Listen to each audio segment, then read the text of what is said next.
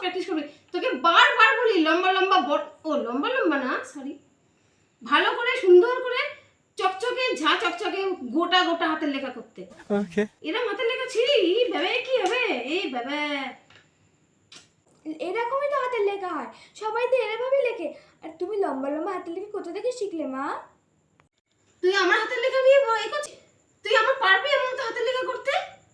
আমি যখন ছোট ছিলাম, মানে ছোট কি, মানে যখন আমি মানে এই 1 2 বল, তখন থেকে হাতের লেখা আমার সুন্দর ছিল।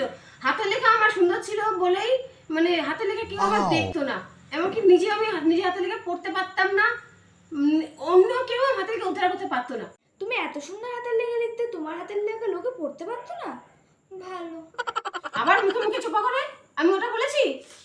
আমি বলেছি যে আমার হাতের লেখা পড়ার সাধ্যই কারোর ছিল না।